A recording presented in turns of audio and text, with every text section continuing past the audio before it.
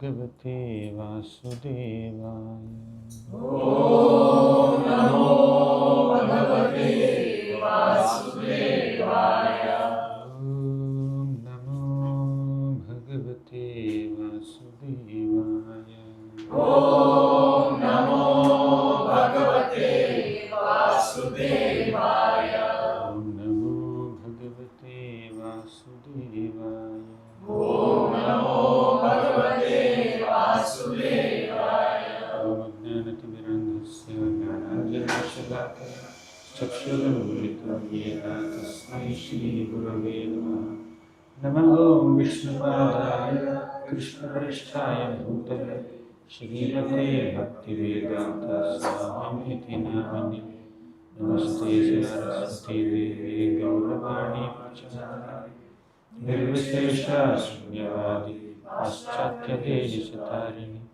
जय श्री कृष्ण चैतन्य प्रभु नित्यानंद श्री अद्वैत गदाधर श्रीवासादि गौर भक्तवृंद।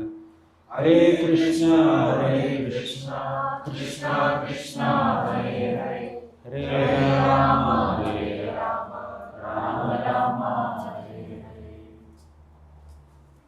हरे Krishna.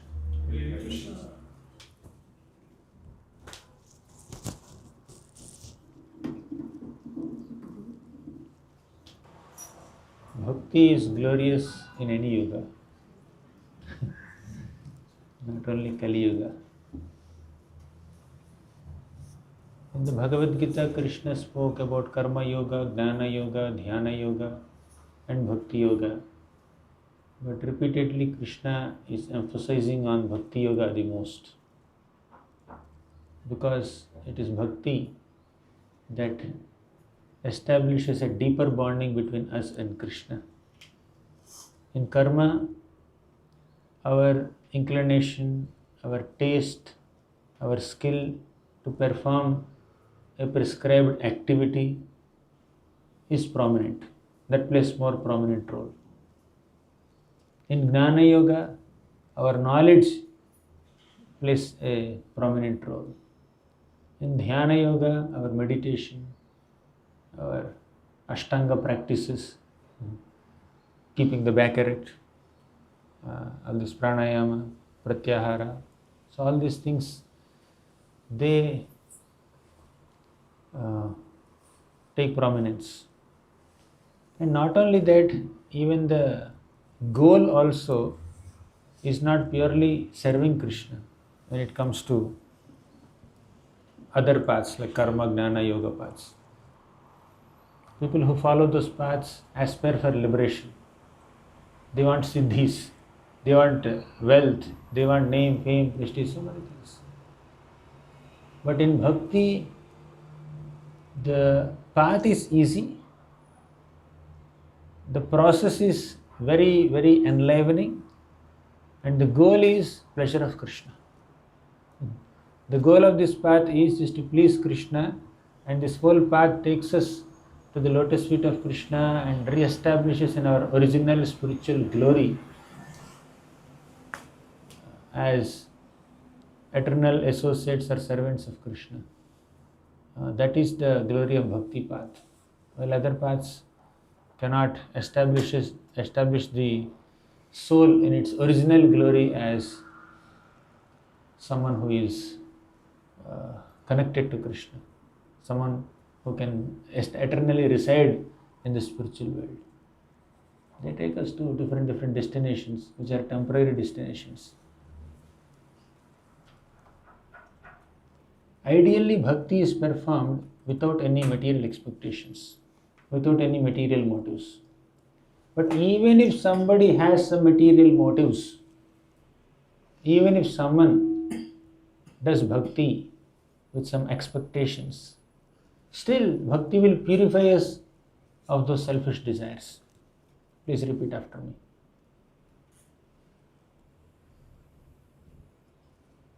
Akamaha sarvakamo va mokshakama udaradhi tivrena bhakti yogena तीव्रेण भक्ति योगेन yajeta purusham param. चेत पुरुषं परम्. Akamaha means no desires, no material desires. Sarvakamava means all kinds of material desires. Moksha kama means desiring liberation.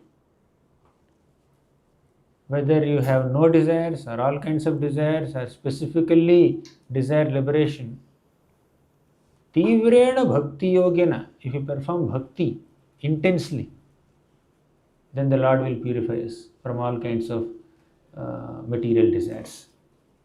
That is the power of bhakti. There is this beautiful shloka in the Padyavali. Vyadhasya charanam dhruvasya chavayo vidya gajendrasya ka kubjaya kimunama rupamadhikam kim tadsudam no dhanam vamshah ko vidurasya yadavapater ugrasya kim paurusham bhaktya tushyati kevalam nacha gunaihi bhakti priyo madhava. Vyadhasya acharanam. A hunter named Vyadha. What etiquette does he know? What culture does he have? What shastras does he know? What is his background? He's killing animals. But somehow or the other he came in touch with devotees and became purified. Mrigari hunter also. Hunter Mrigari is taking pleasure in killing animals, not completely. We just shoot an arrow, when the arrow pierces the animal and the animal is half dead, and when the half dead animal is crying with pain, he takes pleasure in that pain. That is the nature of Mrigari hunter. His name itself is Mriga Ari. Ari is enemy, Mriga is animal. He's Mrigari because he's an enemy of animals. Once Narada Muni saw him and said, "Hey, what are you doing? Is this the proper method of killing animals?" Firstly, killing animals itself is wrong. Because you are a hunter, you need your livelihood, therefore you are killing animals. Even if we accept that argument, still killing animals in this way, by giving them unnecessary pain, is very, very sinful. If you directly kill them, okay, fine. There is some sin in it, definitely. But if you don't directly kill them, and if you just half kill them and give them unnecessary pain, and for a long, long time you are allowing them to experience that pain instead of completely killing them, that is very, very sinful. Stop it. Then Mrigari said, "If I stop it, how will I get my livelihood? I will take care of your livelihood. You first break your bow." Somehow he had some little faith and he broke the bow, his hunter's bow. Then Narada Muni said, "You just go and chant Hare Krishna Maha Mantra, plant a tulsi plant in front of your home, give up all the wealth that you have accumulated by sinful means, give it as charity to people, Brahmanas, and you live on the bank of some river in a small cottage. You and your wife chant Hare Krishna in front of tulsi plant. I will send you food, don't worry." Then Mrigari did this. Somehow he had some obedience. Somehow Narada Muni's aura, Narada Muni's divine presence brought some transformation in his heart. So Mrigari broke his bow, followed whatever Narada Muni said. Seeing that this cruel hunter has become transformed into a pure Vaishnava and chanting the names of the Lord and gave up his sinful profession, all the local people, they came with so many offerings. Every day they would offer him flowers and fruits and vegetables and grains and all kinds of foodstuffs. Although there are only 2 people in their home, he used to get food for 10-20 people every day. Now he has to give charity of extra surplus. So much food. So Mrigari was completely transformed. So transformed that he wouldn't be inclined to even harm an ant also. One who was once taking pleasure in seeing the pain of half-dead animals is not inclined to even see an ant dying in front of him. That is the extent of his transformation. The Mridari was completely transformed. What transformed him? Bhakti. Vidya Gajendrasya ka. Say your background and your culture or your dynasty is not a qualification for devotion. Then Vidya is our scholarship and education, our exposure to so much of knowledge. Is that a qualification, prerequisite to attain Krishna's grace for bhakti? No. Gajendra was not a pandit. He was a dull-headed animal, apparently. But the Lord blessed him because he had bhakti. Kubjayaha kimu nama rupam adhikam. Is beauty a qualification to attain Krishna's grace? Is it a qualification for bhakti? Kubja was a hunchback woman. Then is wealth a qualification? Sudama, kim tat sudamno dhanam. He has nothing. Sudama did not have even a handful of poha also to offer to Krishna. His wife went to nearby houses and begged some flat rice and tied it in a torn cloth and gave it to Krishna. Gave it to Sudama. But Sudama reluctantly carried it all the way to Dwarka, and Krishna accepted that offering and blessed Sudama. Because Sudama's magnitude of offering may be very small, but his attitude behind offering is very pure. So Krishna doesn't see the magnitude of our offerings. He sees the attitude behind the offerings. Kim tad sudamno dhanam vamshah ko vidurasya yadavapater ugrasya kim paurusham. His dynasty, great family, aristocracy, is that a qualification for devotion? Not at all. Vidura was born as the son of a maid servant, but he is an exalted devotee of the Lord. Even if Vidura offers banana peels to Krishna, Krishna doesn't complain. He eats banana peels. Anyone here ate banana peel in your life? Not even once? Huh? Mango peel. Not mango peel, banana peel. Mango peel is still okay. That if it is Banginapalli, it's okay. Some mango peels are terrible. But Krishna ate banana peel without any complaints. Then Paurusham, your bravery, your courage, your resourcefulness in battles, is that a qualification for, oh my God, that's okay. Is that a qualification for bhakti? Not at all. Ugrasena Maharaj, this Maharaj was sitting on the throne, but he was not having a great track record of fighting in big battles or anything like that. He is very simple-hearted devotee. But still, because he has devotion, Krishna is protecting him. Thus, this process of bhakti doesn't expect any prerequisites from the practitioner. The practitioner is only sincerity is expected. Sincerity is there sufficient.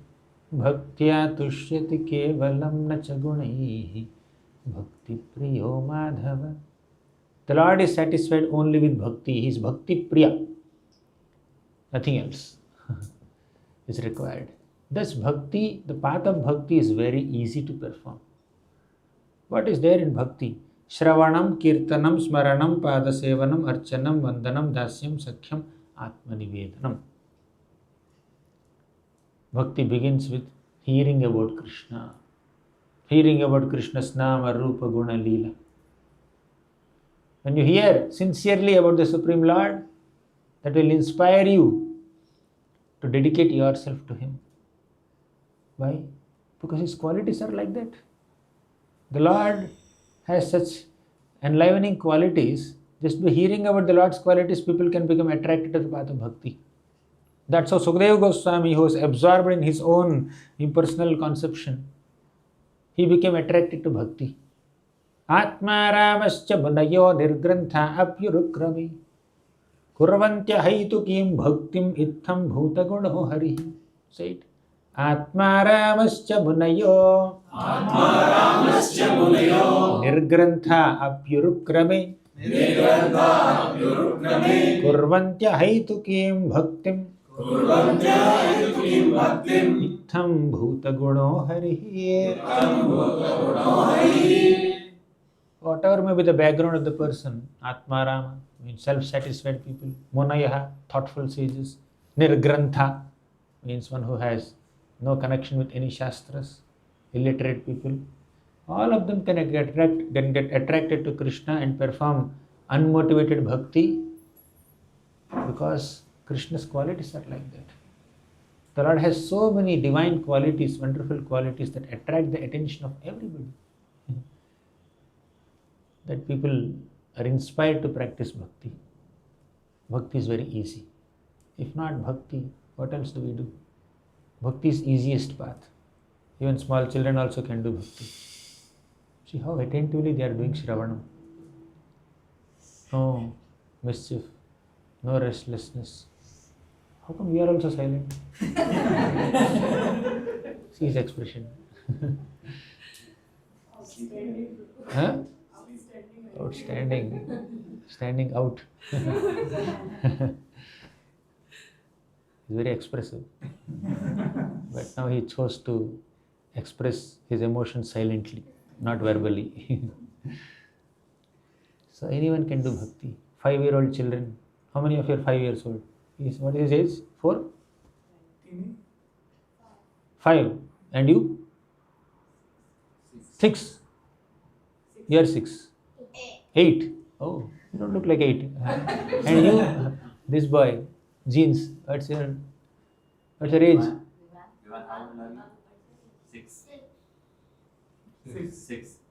6. Everybody is telling your age. And you are telling everyone's age. 6. He's a senior devotee now.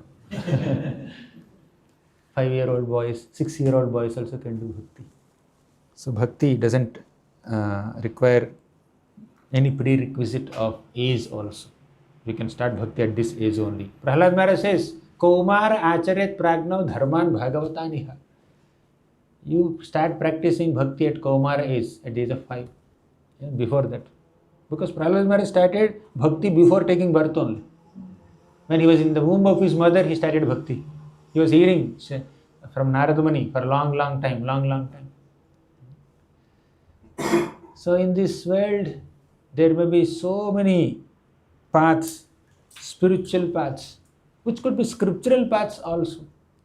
But ultimately, if that spiritual path or scriptural path doesn't invoke a feeling of devotion, love and affection for Krishna, that doesn't completely satisfy the soul. Some people come to the Lord just to release themselves from difficulties.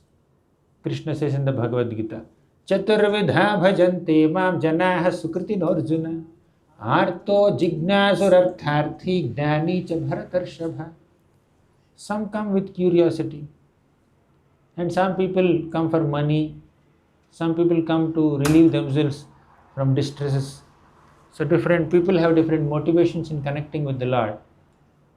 But Krishna says the greatest or the best way of connecting with Him is not for any material boons or with any material expectations. The best way of connecting with Krishna is to please Him. Our pleasure lies in giving Him pleasure. When you offer something to Krishna, you will automatically be pleased. Because you offer to someone who is a reservoir of all planets, all universes and all living beings. Everybody is within Him only. Everybody is not Him. Everybody is within Him. All universes are within Him.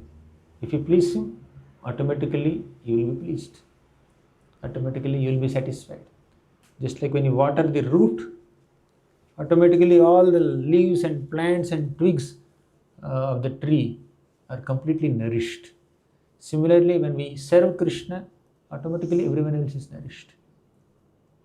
Yatha tarormula nishechanena trupyanti tatskanda bhujopashakhaha pranopaharatha yathindriyanam tathaiva sarvarhadamachyutejyaha.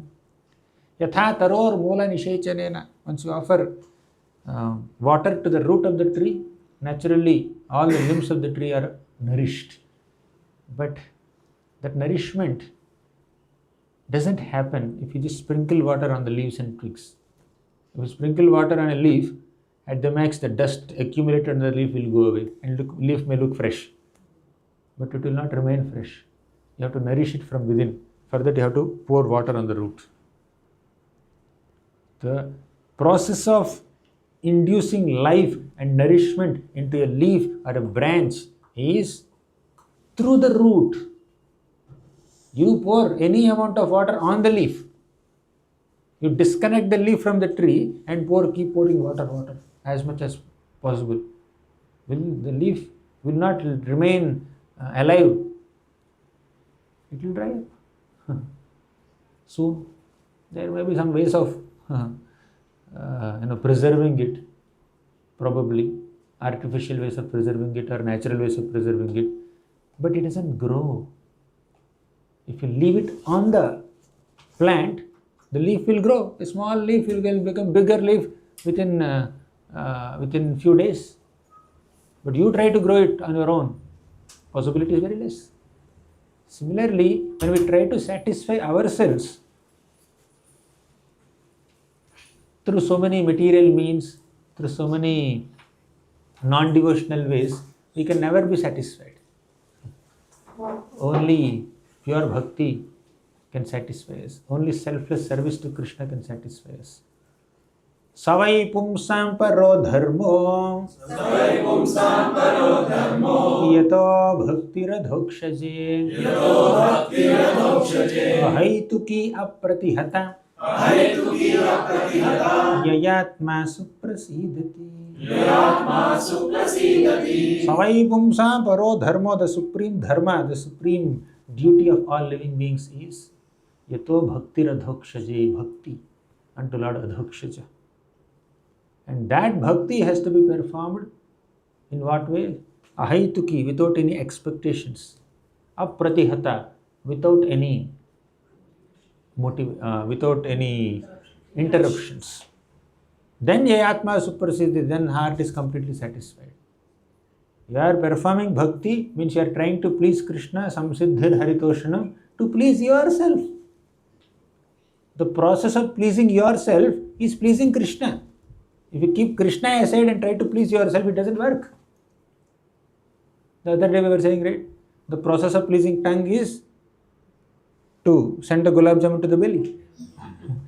Right? If the tongue wants to enjoy the gulab jamun and not swallowing it, only tasting it, put the gulab jamun in the tongue and keep rotating it. Tongue is tasting it, but no nourishment.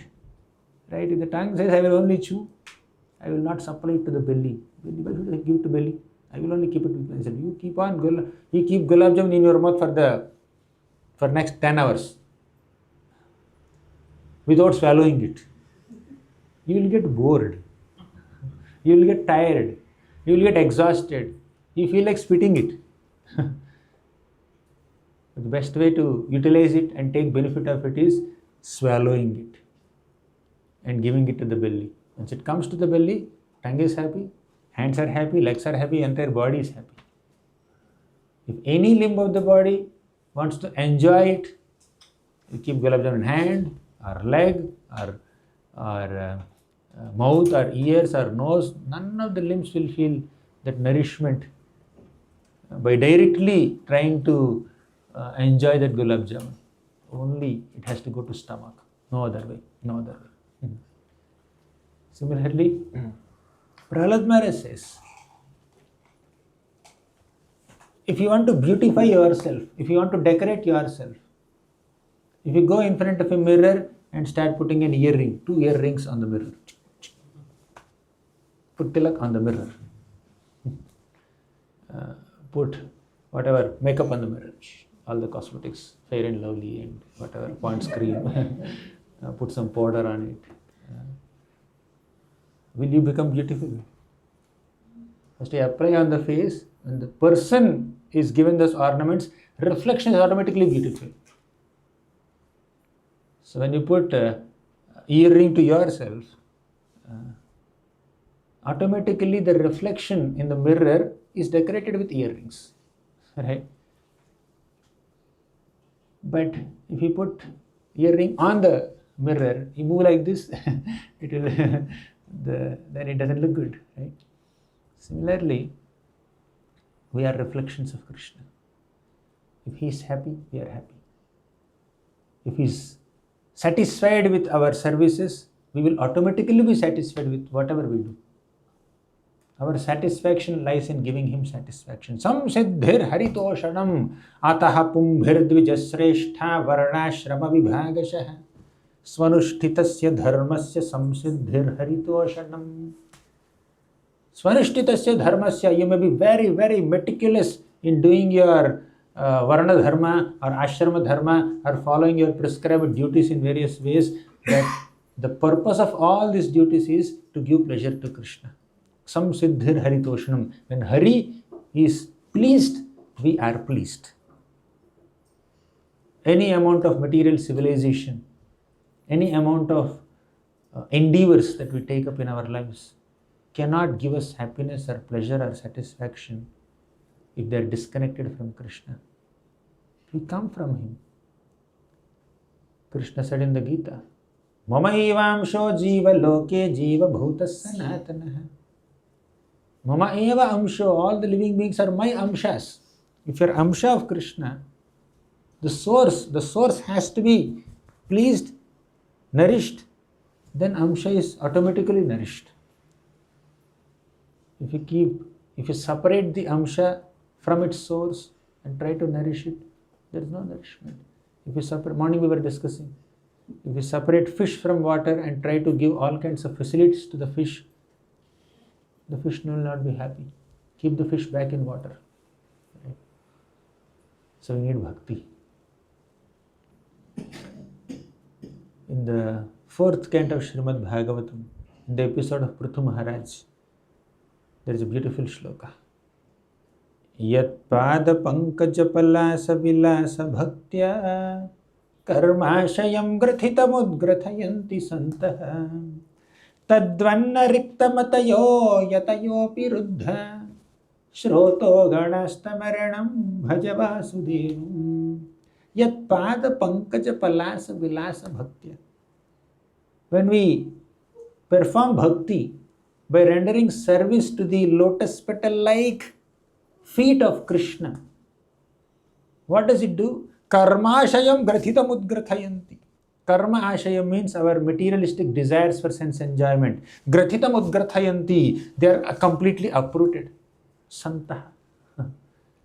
Santas means great saintly people, pure devotees. They uproot their material ambitions and material desires by performing bhakti. Tadvanna riktamatayo. But if those who are devoid of bhakti, yatayopi ruddha, even if they try so much, shroto ganastamaranam bhajava sudevam, they cannot even control their senses. What to speak of reaching the spiritual world? Therefore, bhaja vasudevam, worship Lord Vasudeva. Perform bhakti unto Vasudeva. Hundreds and thousands of times the process of bhakti is emphasized. In fact, Narada Muni gave a very heavy feedback to Vyasadeva.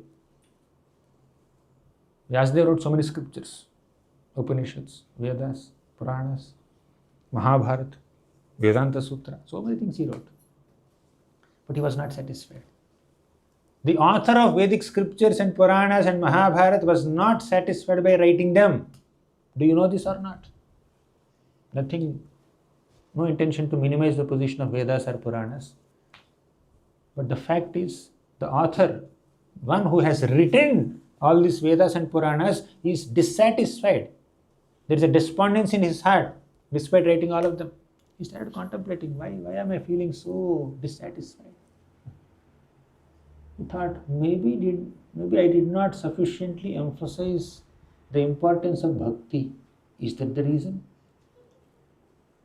As he was thinking like this, suddenly his guru Narada Muni came there and asked, Vyasdev, you look so dull, you look so sad, you don't look very excited. You have written so many books, so many Puranas and so many Vedas.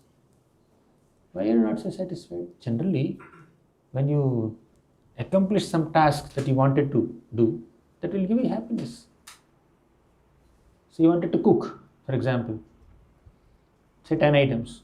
You have cooked successfully, you have cooked 10 items. And after finishing the cooking, you say,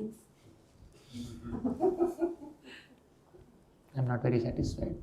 Why? Probably you wanted to make another item, but you could not make. Or you wanted to make an item in a certain way, but somehow it didn't come up well. Maybe this is wrong in it, this is not good in it, something. You are dissatisfied. Similarly, Vyasdev wrote so many scriptures, he was not satisfied. Then he asked his guru, I have some understanding of my dissatisfaction, but you tell me, you are guru, right? You are like super soul in the hearts of all living beings. You are like sun who can go anywhere, because sun is sitting there, but his sunshine can go anywhere. Similarly, Narada Muni, you are like sun, you are like super soul, you are like air, you can go anywhere. You can enter the minds and hearts of people also. Please, tell me, you enter my mind and tell me, what is the reason for my dissatisfaction? Then Narada Muni said, Jugupsitam karma krutva. Vyasadev, you have done an abominable activity. What is it, abominable activity? I have written in all the scriptures. The abominable activity done by Vyasadeva is not sufficiently emphasizing the importance of bhakti in all the books he has written. He wrote so many books, but the primary subject matter of all these books is 4 purusharthas: dharma, artha, kama, moksha. Dharma, following certain processes, religious processes. Kama, artha, money. Performing the dharma for artha, money. And using that artha for kama, sense gratification. Then, when you are tired, or exhausted, or frustrated, or bored, then moksha. They think of liberation. So this is materially motivated religion called Kaitava Dharma. Therefore, you are not satisfied. You need to focus on the Panchama Purushartha, Prema or Bhakti, not some 4 Purusharthas. Focus on the final one, Bhakti. Pure devotional service unto Krishna, without any expectations or motivations or selfish intentions. You focus on that, you will naturally be happy. Then Vyasadeva wrote Srimad Bhagavatam. In that Srimad Bhagavatam, Vyasadeva repeatedly described the glories of Bhakti Yoga, repeatedly described the Leelas of Krishna, and so many stories of so many devotees who performed Bhakti. Krishna spoke in the Bhagavad Gita Karma Yoga, Jnana Yoga, Dhyana Yoga, and concluded that Bhakti Yoga is the best, better than these 3. Focus on Bhakti Yoga. Done. Bhagavad Gita is over. But in Bhagavatam, we see a continuation of Bhagavad Gita where Krishna left saying Sarvadharman Parityajya Mamekam Sharanam Vraja, which is basically Bhakti. Keeping aside everything else and taking shelter of Krishna, taking exclusive shelter of Krishna is Bhakti. That is the conclusion of Bhagavad Gita. And this is where Bhagavatam begins. How to perform that Bhakti, how to take shelter of Krishna without any motivations, without any interruptions. And then so many stories of devotees like Pandavas, Kunti Maharani, Bhishmadev, Uttara, Parikshit Maharaj, Brahma, Narada, Vyasa, Ambarish Maharaj in the 9th canto, Devahuti Mata, Swayambhuva Manu, Prithu Maharaj, Dhruva Maharaj, Prachetas, Lord Shiva, Bharat Maharaj, Rishabhadev, Nabhi Maharaj, Chitraketu Maharaj, Then Chitraketu Maharaj becomes Vritrasura. Prahalad Maharaj in the 7th canto. Gajendra in the 8th canto. Bali Maharaj in the 8th canto. In the 9th canto, Ambarish Maharaj. In the 10th canto, all the Gopas and Gopis and Brajavasis, Dwarkavasis, Mathuravasis. In the 11th canto, we have Uddhava. 12th canto, Markandeya Rishi. Every single canto describes several stories of so many devotees who are performing bhakti. That is the glory of Bhakti Yoga. Vyasadeva repeatedly described the glories of Bhakti Yoga philosophically and also historically. Then he is completely satisfied. Complete satisfaction in writing is derived by Vyasadeva when he wrote Bhagavatam. Because Bhagavatam focuses on bhakti, while many other Puranas and Vedas, they focus on 4 Purusharthas and 3 gunas.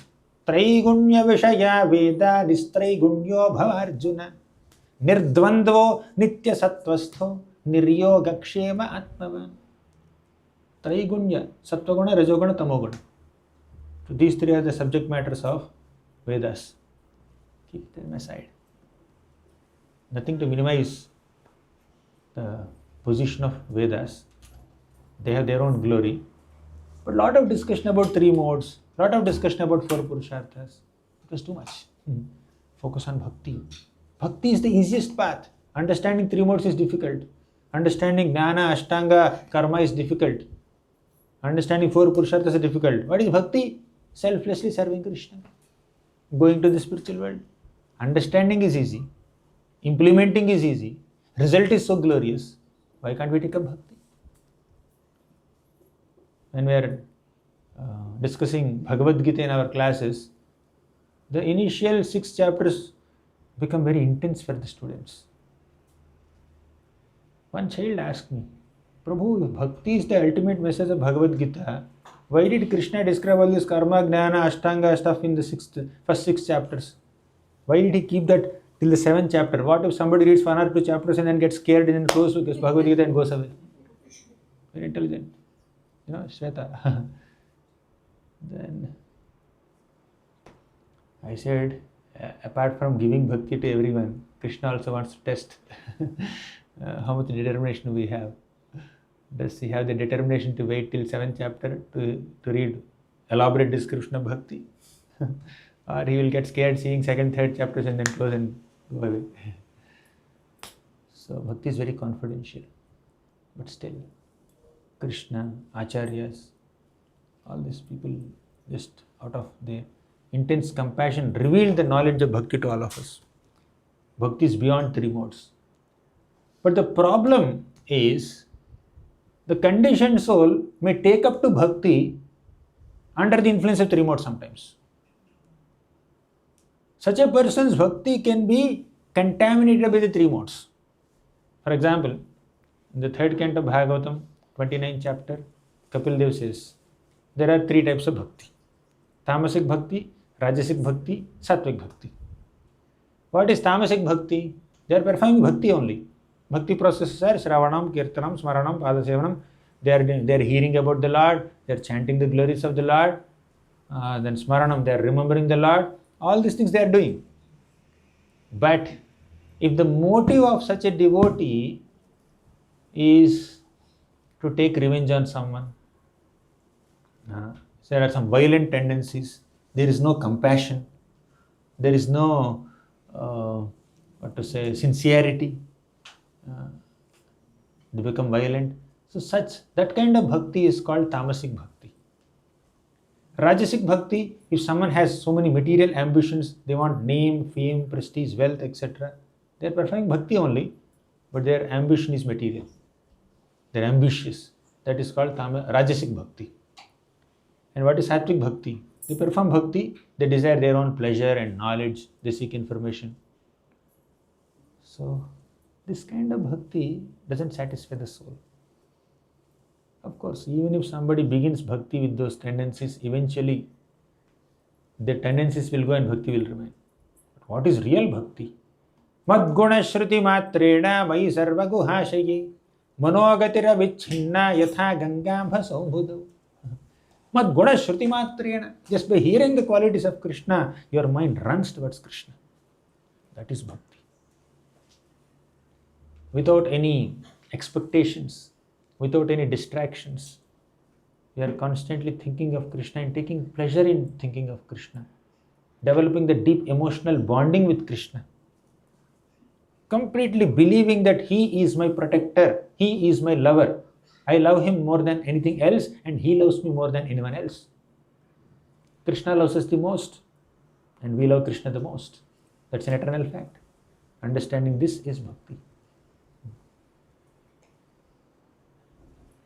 Without such sincere performance of bhakti, there is no satisfaction for the soul. Soul cannot be satisfied. So we need to take to the path of bhakti, seeing the examples of so many glorious personalities whose stories are described in Bhagavad. I'll conclude here. Any questions, comments? Not linked to any material attachment or the pure bhakti.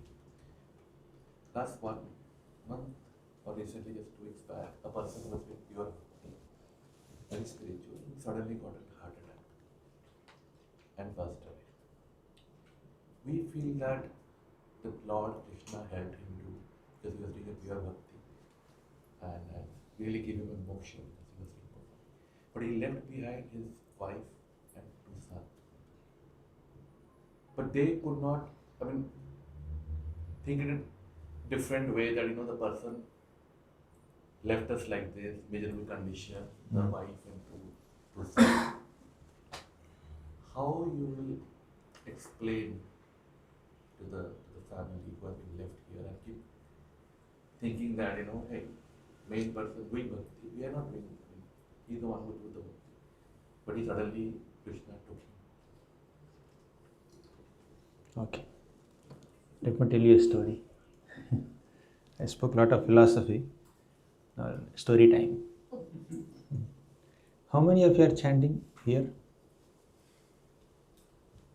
Of course, you are chanting. How many of you are chanting above 16 rounds or at least 16 rounds? Okay, half of you. You are raising hand or thinking, should I raise my hand? Okay, good.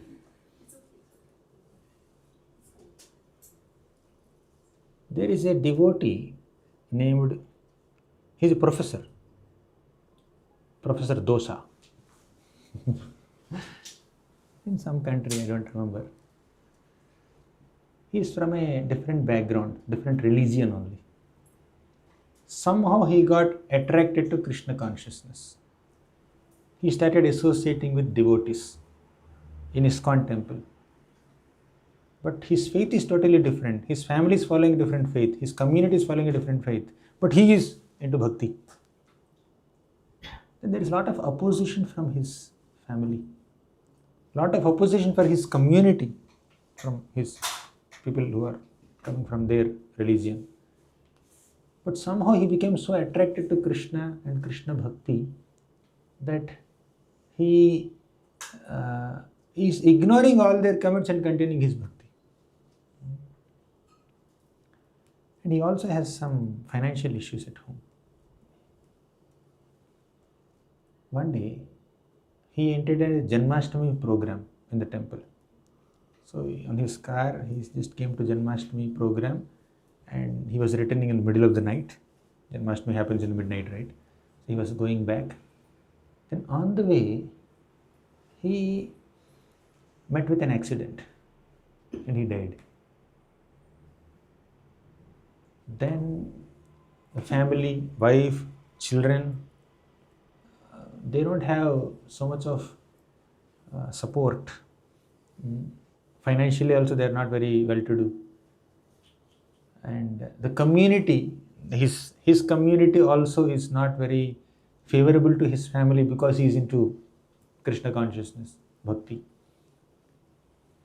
Then devotees in the temple, they felt that he is trying to practice bhakti against all odds. against, although there's a lot of opposition from his family side, still he's trying to practice bhakti. But why did Krishna take him away like this? How did he meet such untimely death? He was initiated also at that time. It's proper time. Ramaranjan Prabhu. His name was Ramaranjan Prabhu. How could Ramaranjan Prabhu just pass away like this? Then this news was reported to Srila Prabhupada. Then Prabhupada wrote 2 letters. One letter to the temple devotees, another letter to the family of Ramaranjan Prabhu, his wife and children. In the letter written to temple devotees, he said that, dear devotees, please don't think that Krishna did some injustice to Ramaranjan Prabhu by giving him quote-unquote untimely death. Because in this life, Ramaranjan Prabhu is practicing bhakti sincerely, but he has some health issues, he has some financial challenges, he has opposition from his family and from his entire community of his faith. So his practice of bhakti is being disturbed in so many ways in this life. So Krishna mercifully took him away from this body, and in the next life, Ramaranjan Prabhu will continue his bhakti so nicely. When a devotee meets with death, there are only 2 possibilities. The devotee will get another birth where he or she will continue the path of bhakti, or if they are qualified, they will go back to Godhead. If they are qualified, they will go to the spiritual world, Goloka Vrindavan or Vaikuntha. But if they are not yet qualified, if some portion of bhakti is remaining, then they will continue their bhakti in the next life in a much better situation. So Prabhupada said that Ramaranjan Prabhu's performance of bhakti in these austere conditions and difficult conditions, like Krishna destroyed that difficulties, and he will give him another chance to continue his bhakti nicely. Prabhupada had that faith. Then he wrote a letter to, and he spoke many other things, and he philosophically explained these things to the devotees. And he wrote another letter to his family, his wife and children, saying that there he was like a loving father to his daughter. He said, please don't worry about your husband's untimely departure, sudden departure. Don't worry about your financial problems or any other issues that you are facing. You please come to our temple. Stay within the temple, and your children will be taken care of. Our devotee community will take care of your family. You don't worry about it. Then these people, the family of Ramaranjan Prabhu, who were taunting Ramaranjan Prabhu or not happy with him and not favorable to his devotional service, they became so touched. Our community people are not ready to help us because her husband is doing this. But these devotees are very much helpful to us. Our family and community did not support us, but these devotees are supporting. So immediately they came to the temple and they became devotees. So the departure of Ramaranjan Prabhu created so much faith in them. Physically, materially, externally also they got some support. Spiritually also they took to the path, and they are supported in various other ways. So when Krishna takes away some soul, some devotee, although they are very sincere, he does it for a reason. We may not understand it, but he understands it. I spoke about the story of Vyasadeva and Narada Muni. Narada Muni narrated his own past life to Vyasadeva. Narada Muni, at one point, he was a Gandharva named Upabarhana in the Gandharva Loka. There, he went to some spiritual gathering and he started singing some materialistic songs. Then all the Prajapatis there, they became very upset with Narada Muni and Upabarhana, and cursed him. May you become a Shudra. May you fall to this earthly planet. Then he fell. He became the son of a maid servant. But as the son of maid servant, he got the glorious opportunity to associate with Bhaktivedanta sages. You know this, right? You don't know? You know the story? So Upabarhana fell down from Gandharva Loka to Bhuloka. He took birth as the son of a maid servant. She was very poor and she was working in different homes, somehow earning livelihood and maintaining her 5-year-old son. No mention about the husband, no mention about the family. She somehow managing. Then during the monsoon season, some visiting sages came to that place and they said, we want to stay here for 4 months because during monsoon, when it's heavily raining, they don't travel so much. So they stayed there. They did their bhakti, they were chanting, they were hearing, they were doing all kinds of devotional activities right in front of this boy. And this boy also is assisting them in some way. That boy's mother also is assisting. And Narada Muni is also, means that this boy, child, 5-year-old child also is assisting them, trying to get flowers for their worship, trying to get fruits for their worship, bring prasadam for them. And after they eat prasadam, if something is left, he will ask them, can I eat this? Oh, why not take it? He took the remnants, Mahaprasadam. And whenever they are sitting together and discussing Krishna stories, he would sit next to them and he will hear all the philosophy and the stories. He could understand. And thus within 4 months, he developed so much of devotional inspiration and faith in the path that he himself became a pure devotee. 5-year-old child. Then before leaving, these Bhaktivedanta sages, they initiated him in Bhakti Yoga and they left. Now this boy, 5-year-old child, is happily practicing Bhakti under the shelter of his mother. Suddenly one day, his mother was bitten by a snake. Evening time she went to milk a cow, but she was bitten by a snake and she died. 5-year-old child, no father, no relatives, only protect his mother, and mother left the body. Mother departed from this world suddenly. Oh, this happened after he became a devotee. How to understand this? Prabhupada writes in the purport, 1st canto, 6th chapter. He read 9th and 10th purports, beautiful purports. He writes, this is the way of dragging a sincere soul to the lotus feet of Krishna. What? Killing the mother of a 5-year-old boy? Is that the way? You may question like that. But Prabhupada is from a higher vision. This mother died, but where did she go is the question. This mother did so much service. This 5-year-old child did some service to the sages for 4 months. He became a great devotee. Right? How much more service the mother must have done? You compare the service done by a 5-year-old child and her grown-up mother. His grown-up mother. Who will do more service? Mother. So she did so much service to the Bhaktivedanta sages. Definitely she must have become very spiritually advanced, right? She must have gone back to Godhead. If not, she must have taken another birth where she continues the practice of bhakti in a different setup, in a more comfortable scenario, not like working as a maid servant in different homes. So Krishna changed her life so that she can advance spiritually. And what is the impact of her death on this child? Did the child become an orphan and doing nothing? He became collapsed? No. This child became so mature at the age of 5 that he started traveling like a sage.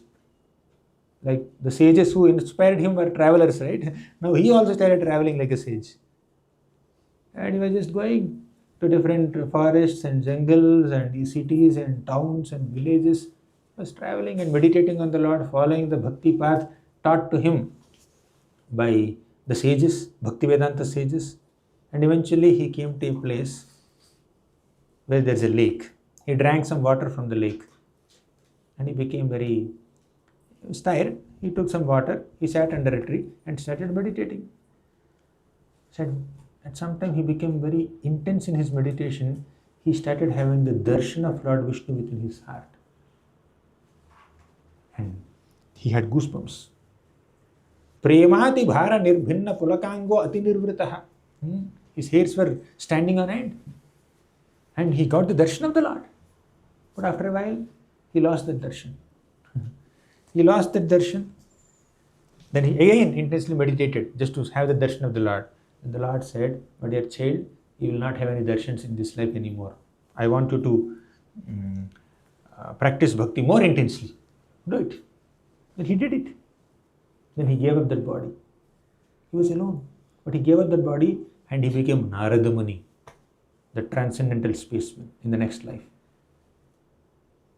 So although materially speaking, this child lost his mother, only protector, but both mother and the child became so spiritually advanced.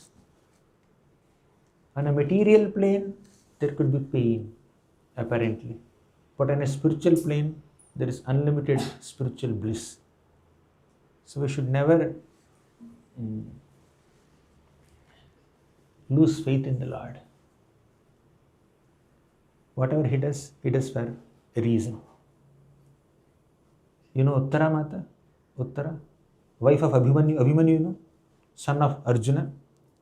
Abhimanyu died in a very young age, teenage. Then Uttara did not complain to Krishna. Krishna, why did you not protect my husband? Because after dying, where did he go? He must have gone to the spiritual world. He's a great devotee. Son of a great devotee. Father of a great devotee. Husband of a great devotee. Grandson of a great devotee. Great devotees. So definitely he must have gone back to Godhead. So, but after his death, Uttara was pregnant when he died. So after his death, Ashwathama released the Brahmastra to kill the child within the womb of Uttara. He released the Brahma. He killed the 5 sleeping sons of Mother Draupadi. Later he wanted to kill the last descendant of Pandavas by releasing an arrow and killing the child within the womb of Uttara. He was Parikshit Maharaj. When Ashwathama released this arrow, Uttara perceived that some fiery arrow is coming towards her. In intense state of helplessness, she ran towards Krishna. She said, Pahi pahi maha yogin deva deva jagatpate na anyam tadabhayam pashyet yatra mrityuh parasparam. Oh Mahayogin, oh Krishna, na anyam tadabhayam pashyet, I can't see anyone else other than you who can protect me. Although Krishna did not protect her husband in the recent battlefield, recent war, Kurukshetra war, she never lost faith in Krishna. She ran towards Krishna for protection. And even if Krishna had not protected her son also, she would not have lost faith in Krishna. Because whatever the Lord does is for our good. Krishna entered her womb, not like a child, as Lord. And he counteracted the heat of Brahmastra and protected the child, Parikshit Maharaj. And Uttara Mata became very grateful. But that same child, Parikshit Maharaj, at a grown-up age, young age, when he was cursed to die within 7 days, the Lord did not protect him.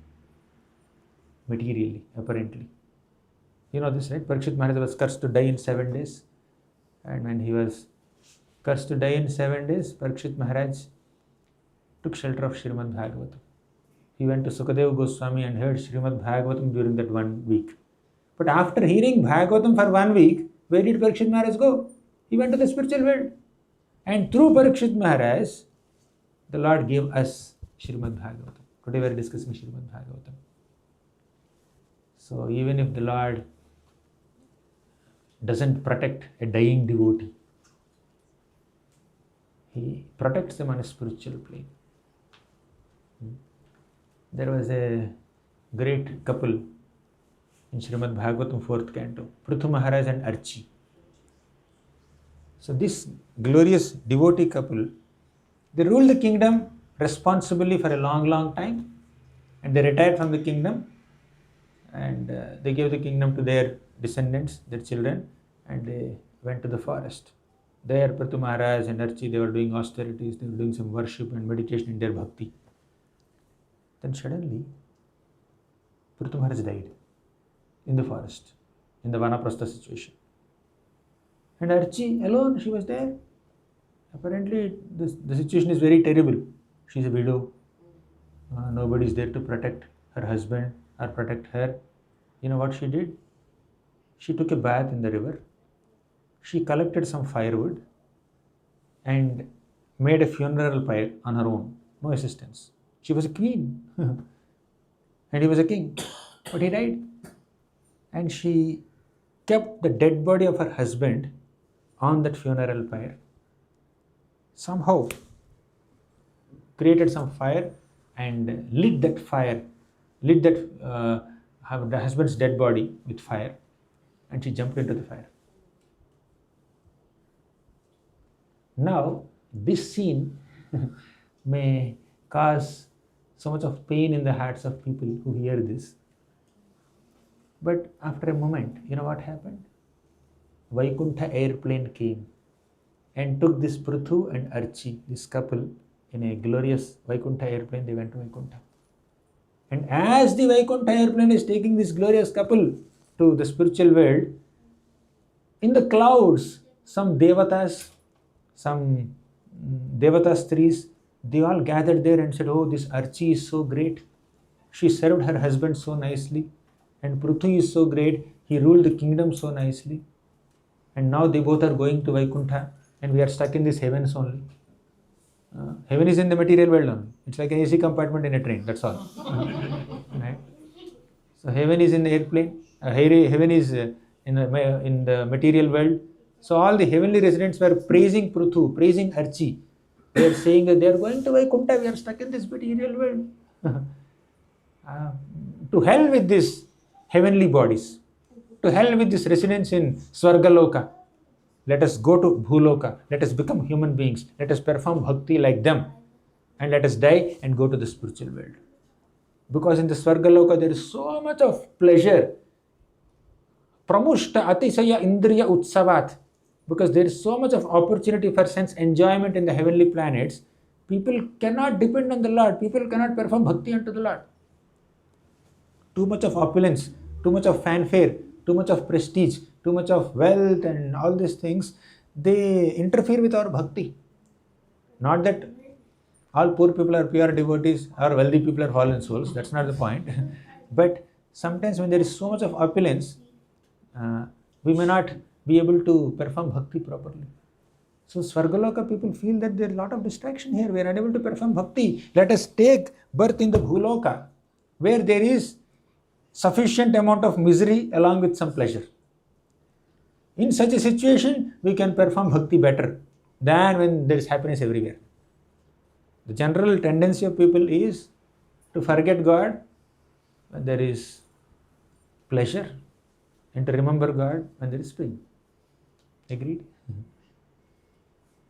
So when there is a lot of material prosperity, that makes us forget God.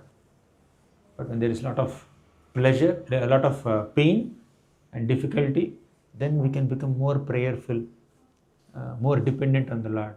The Lord wants us to become dependent on Him. So the Lord never does injustice to His devotees. Does it make sense? Did it answer your question? Yes, absolutely.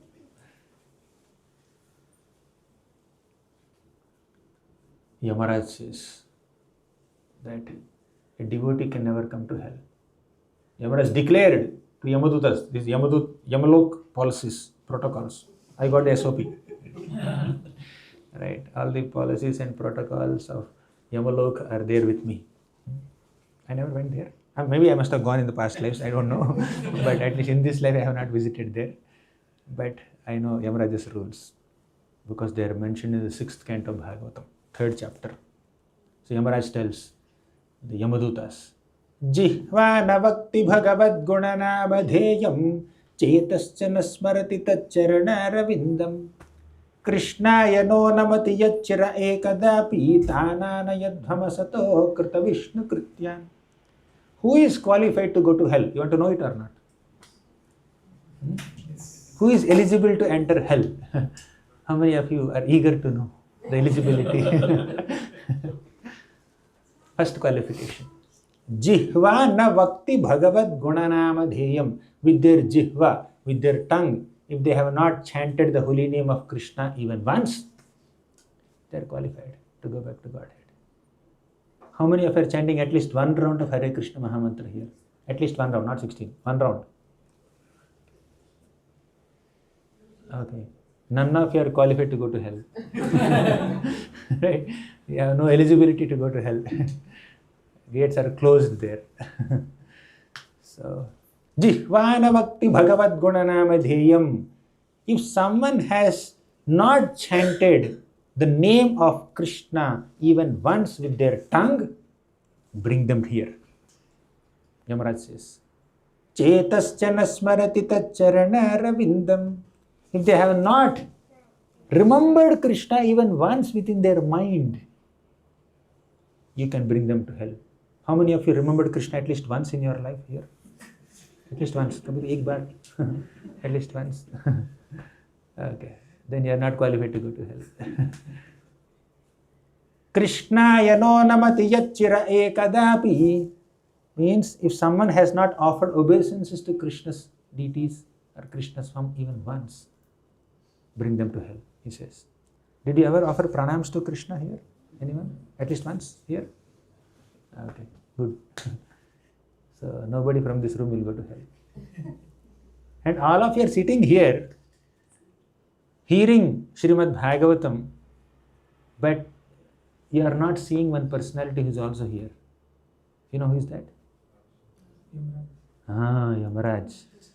Yamaraj is sitting there. I don't know exactly here or there in that corner or next to our Shyam or I don't know.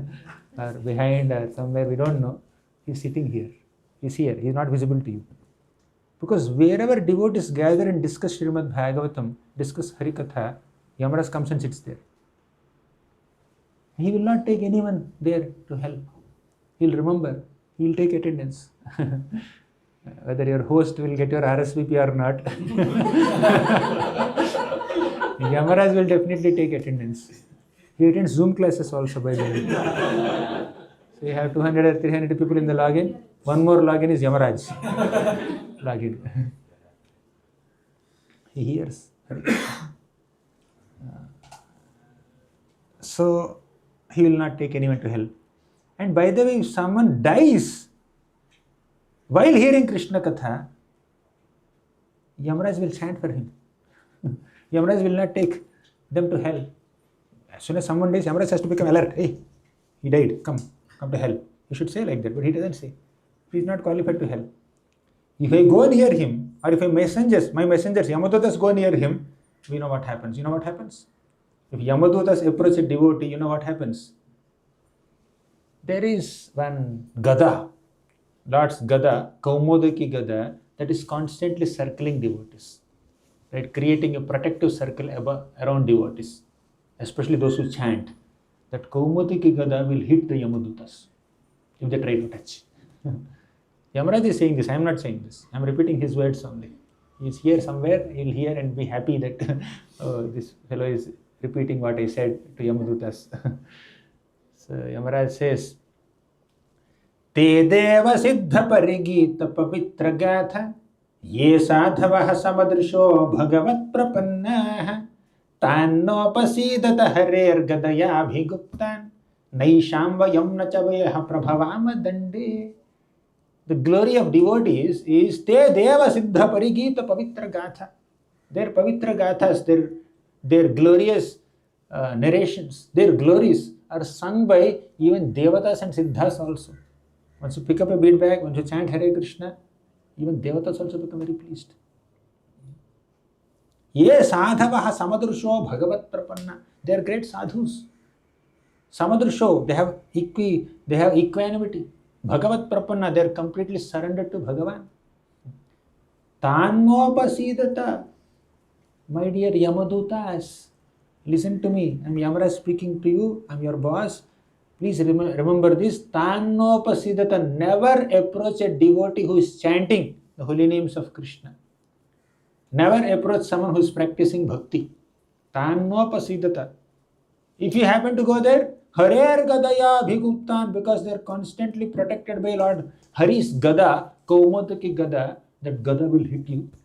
And don't say, I had a fracture here, I cannot do my duty in Yamalok. Appoint some other subordinate, alternative police.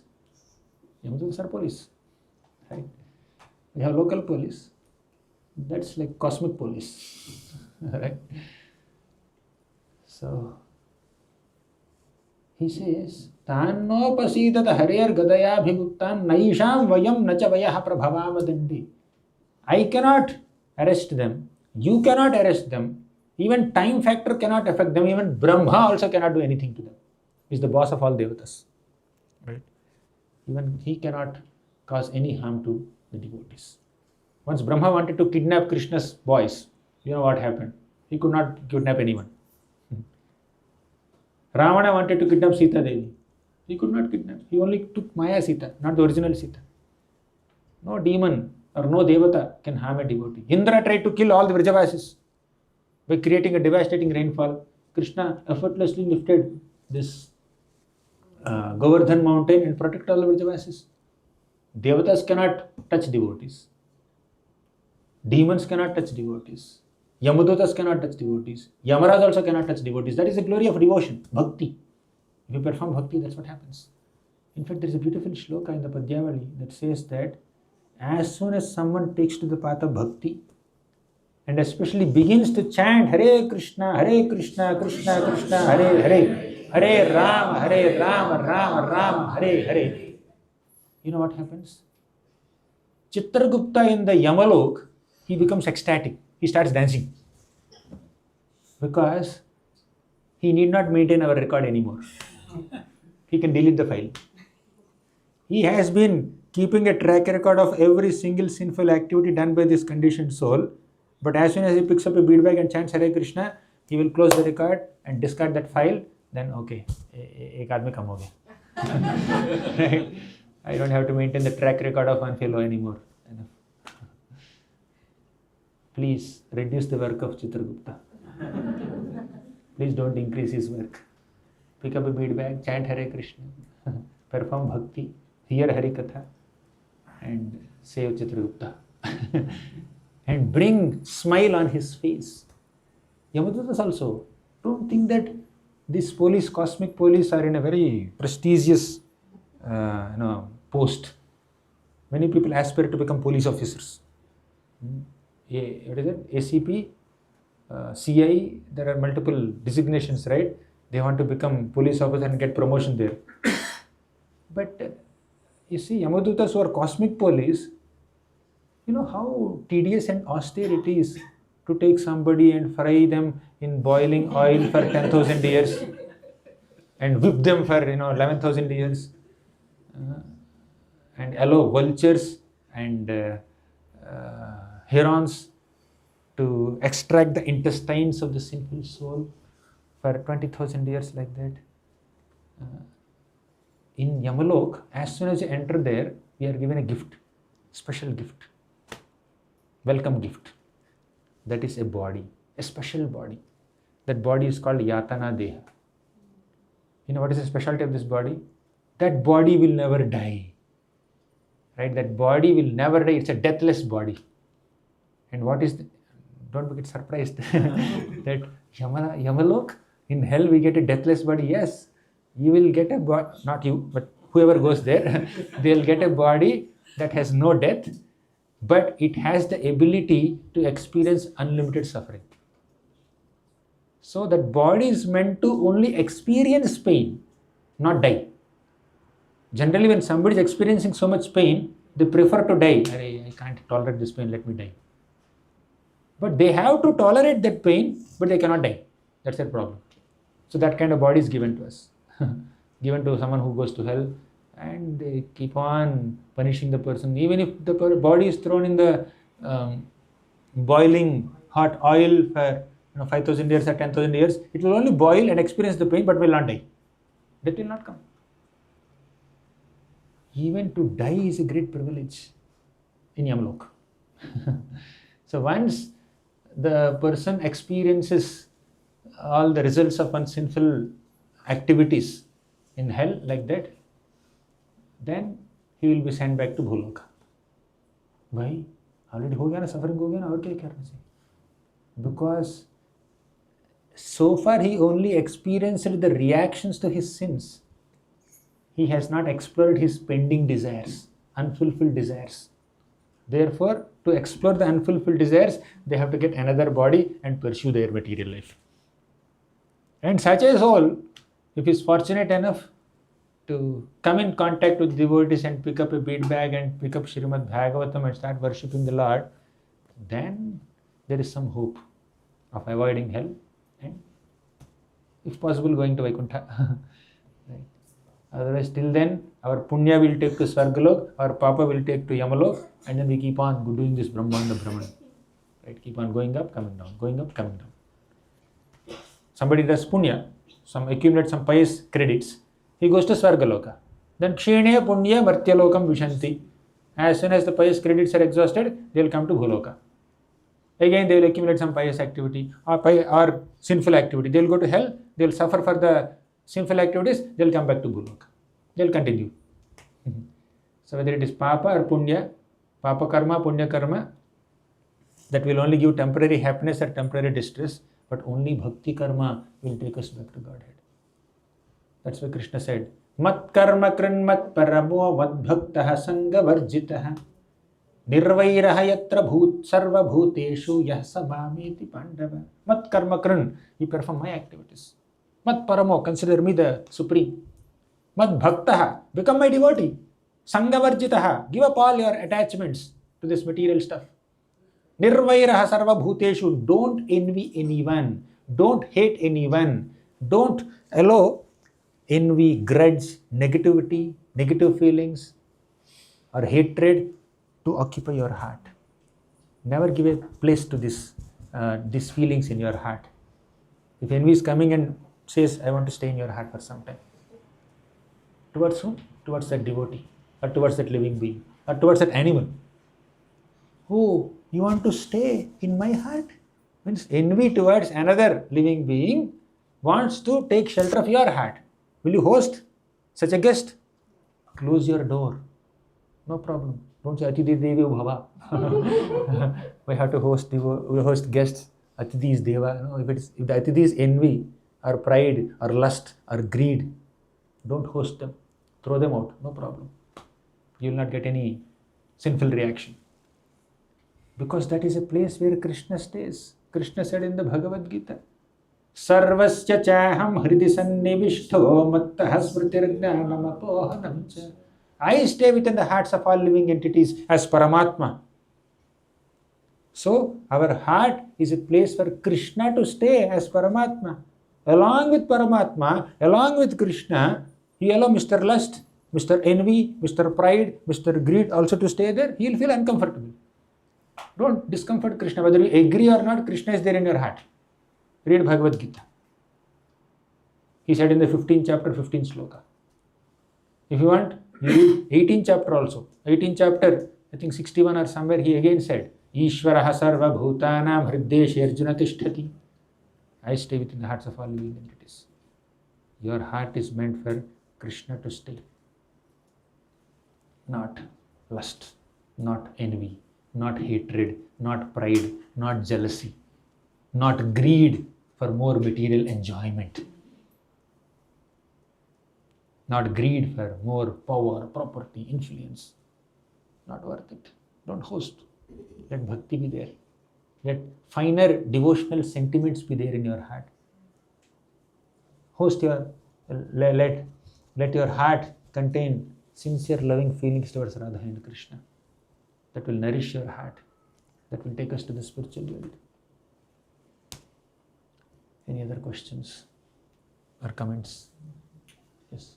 We spoke about Bhakti, Rajasiya Tamasiya.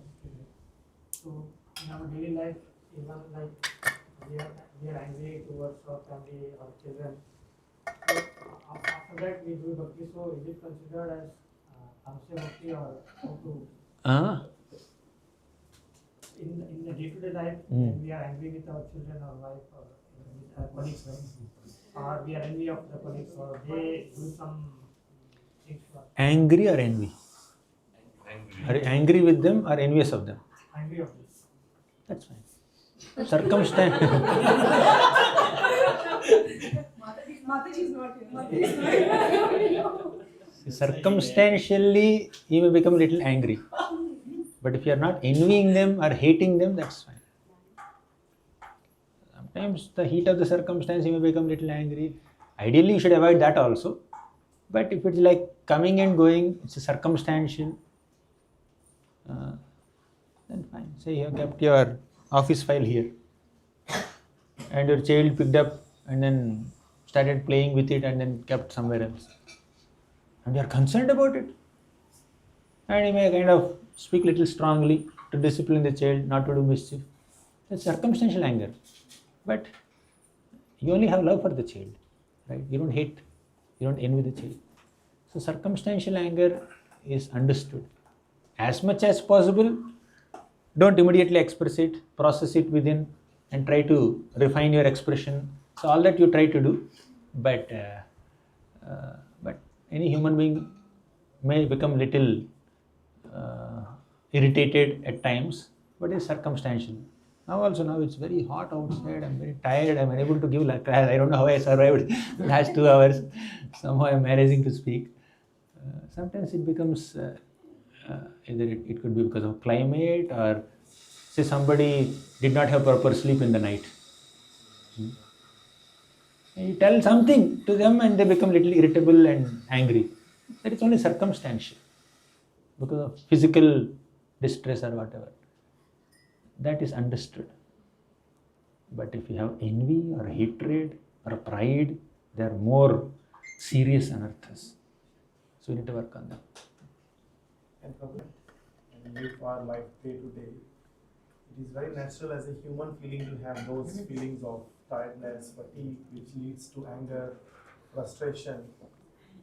And I think, as you rightly said, it is okay to have those feelings because I feel they are very much part of a human mindset or a human Correct. behavior, call it as. Basically, intention matters. Intention matters, yeah. Consciousness matters. Are you becoming angry out of some circumstantial discomfort, or you have a deep-rooted envy towards someone or grudge towards someone? That matters. As you also rightly suggested, the key is to keep it to that level, or even if those feelings come, sort of manage them within ourselves and try not to affect other people. That is one. Second, even and especially work on those, I would say, more serious issues, as you said, envy or jealousy or trying to sort of think bad about somebody. And I'm sure all of us go through that phase when, as we age, we practice to say, okay, fine. It's correct, like when we at least in my case, when we were young, we say, oh, this guy is driving better car than me. Now that doesn't matter exactly. Correct. But in younger days, I think that was also important because sometimes that gives you that. We need to have satisfaction with what we have. Exactly. Then envy doesn't come. Any other question? So just to add on there, you are doing spiritual practice, so you have been doing that. But when somebody hurt you, how as a devotee or spiritual person you would stay calm? Because out of that, any circumstance, in our official success, you are the one who picked up that. You are the one who got you got a job loss. Like, why not others? You are the one picked up somebody who is purposely hurting you. You are very close and hurt you. But you are doing spiritual practice.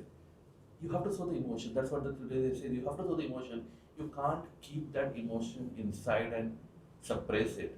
You have to tell the person that really I am hurt. But in this practice, you say keep it calm. Yes. But that doesn't happen. You can constantly feel that kind of.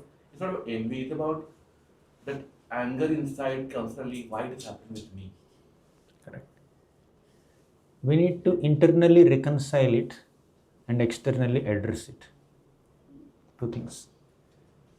When you face some injustice or some discomfort or some inconveniences caused by others without your mistake, you are innocent in that context. But you are subjected to some injustice or some kind of partiality or whatever. You naturally feel little disappointed or discouraged or irritated or your mind screams, right? At that time, you need to do two things. Number one, internally reconcile it. How? I must have caused some inconvenience to someone in the past. I may not remember it now. Maybe it was 10 years back or 20 years back or in the last life. And that result of that is coming to me now. This is mentioned in Bhagavatam. Tatena kampam sasamikshavaado bhunjana evatmakritam vipakam. Atmakritam vipakam. Whatever inconveniences or difficulties or injustices or insults I am facing today are results of my own past misdeeds. We may forget it, but nature doesn't forget. God doesn't forget. Devatas don't forget. They will safely deliver your quota of suffering to you at some point, wherever you are available and accessible to them. Right? They keep carrying that karma. And sometimes you may get immediate instant reaction. Sometimes it will take some time. But reaction is guaranteed. The pain is not coming from others. The pain is coming through others. It's coming from us only. It's originated by us only. Just like if some postman comes and gives you a card, wedding card of your dear friend, closest friend. You may thank the postman, but will you say, thank you so much for arranging for the marriage of my friend? Will you say that? He did not arrange. He just gave you the letter. So if the postman comes and gives you another letter that carried the death news of some dearest relative, will you go and kick the postman or slap the postman? Why did you kill my relative? He's only postman, right? So similarly, whenever we are experiencing pleasure or pain, we are experiencing it as a result of our own past deeds, good or bad deeds. That we need to understand. That is internal reconciliation part. But external addressing part is, although you may say that, oh, this person caused me inconvenience and I deserve it, but you may have to take an appropriate action to teach that person a lesson. If you don't do it now, if you neglect it, he will cause inconvenience to 10 other people. And he will create more karma. For this, he will suffer in future more. Out of your compassion towards a person who caused you inconvenience, out of your kindness and compassion towards the person who caused you some discomfort, you take an action against him so that he will not repeat the same thing and trouble himself in future. Your taking of proper action should not be out of grudge or hatred. You should thank him internally that thank you for delivering my quota of karma. I am supposed to experience this pain and it came through you now. If it doesn't come through you, it can come through 10 other people later in future. But thank God it's finished now. Thank you for that. Internally, not externally. Internally you thank him, but externally you take an action. And that action should not be out of grudge. If you do it out of grudge, you will create more karma for holding negativity on him. So you take an appropriate action, punish him, scold him, give a feedback or do whatever is required depending on the extent of the offense. Then that will protect him from future karma. If a thief comes and steals some $10,000 in your pocket here, definitely he did a mistake. And you have asked him where are the CC cameras, find out where he is, and maybe in 24 hours you found the thief and then recovered your money. Now your internal reconciliation is, there are 100 people sitting here, why did he steal from me only? I only have 10,000, he has 20,000, he has 30,000. Why did he not steal from him? Because you deserve that pain, therefore he stole from you only. Right? That is internal reconciliation. Don't hate him. Don't hold any grudge, but take an action. He stole from me, he may steal from 10 other people. So you see the CC camera footage, then you just complain to the police or do whatever, and they will give some punishment. Okay, 1 week imprisonment or 6 months imprisonment, whatever it is. Once he experiences that punishment, then his quota is over. He got his reaction, then hopefully he will not do it again. Right? Makes sense. Logical, sounds logical. That's how karma works. And there is much more nuance to it. It's not as easy as I have explained. There could be much more, complicated details of, experiencing karma, and one person acting as instrument of another's karma, etc., etc. But the essential principle is, whenever we face some difficulty, don't immediately blame others. Do some self-introspection, take some responsibility for it. I must have caused a difficulty to someone in the past, it's coming to me. Take responsibility. Then don't hold any grudge or envy or hatred towards anyone. Take an action. Slap them, beat them, complain on them. If you are a Kshatriya authorized, you can even kill them also. Arjuna killed so many people, right? But not with grudge. Yudhishthira Maharaj led this entire Kurukshetra war from Pandava's side, and he killed, he means his team, killed Duryodhan, but not with hatred, because he did a mistake.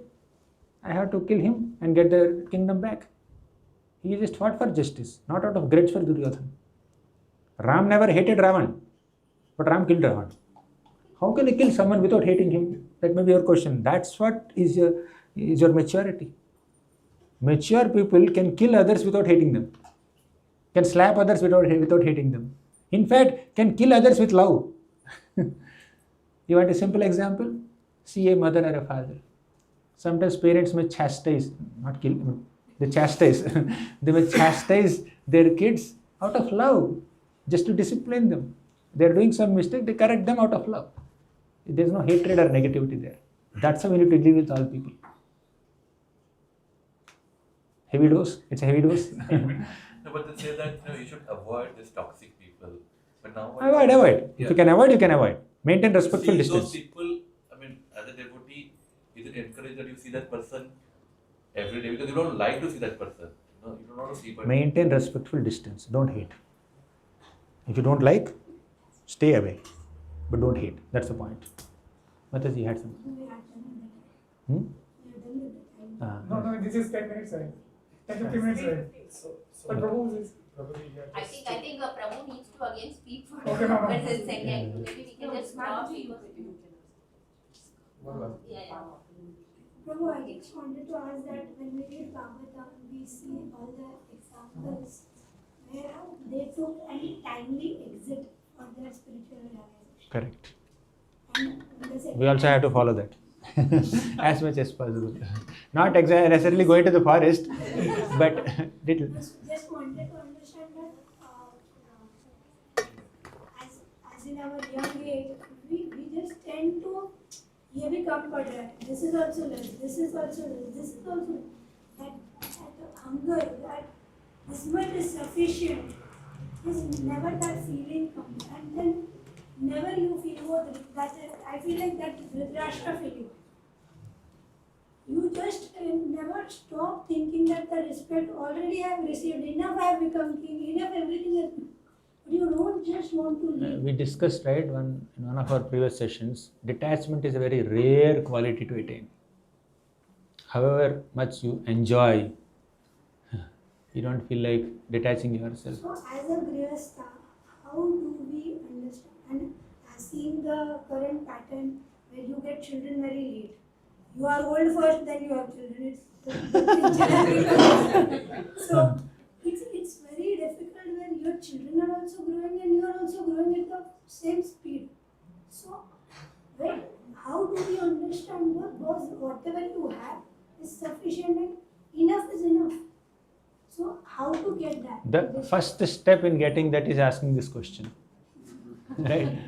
Because the thought came in your mind, you are in that direction. Next step Krishna will reveal. Right? Unfortunately, even that thought doesn't appear in the minds of so many people in this world. So, the beginning is that thought. I think, I'm done, I think. Enough. Both over here. I should put a full stop now. Let me take shelter of Krishna. I have accumulated enough money, name, fame, prestige, commodities. Enough. There is no end to this. Let me stop here. Let me not be greedy. Let me be satisfied. So my responsibilities are fulfilled. Enough. You know that Kailash story? You know, right? I'll not repeat now. Prabhuji don't tend to have this very easily.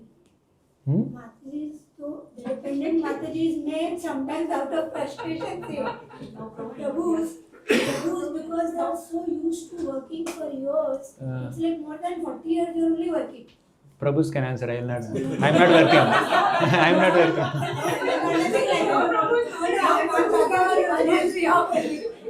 No, Prabhu, how do we get that? Like you said that detachment is a very rare quality. But how do we? One thing I can say, I already said one thing. Beginning is asking this question and getting that thought. Another thing is regularly hear Krishna Katha. The goal is not getting detachment. The goal is getting devotion. If you get devotion, detachment will automatically manifest. Vasudeve Bhagavati Bhakti Yoga Prayojitaha Janayatyasu Vairagyam Gnanam Chayada Haitukam. The more you perform bhakti practices, Vairagya will automatically manifest.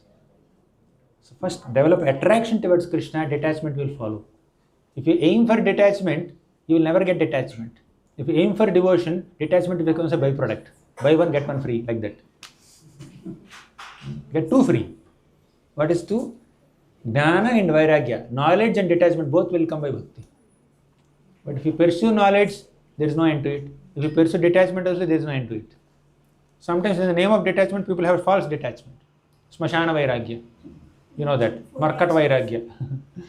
So, Falgu Vairagya. We don't want that. We want Yukta Vairagya. For that, bhakti is required. Thank you very much. We had something to say, but... Thank you. Hare Krishna. Gauranga Darshan Prabhu ki Jai.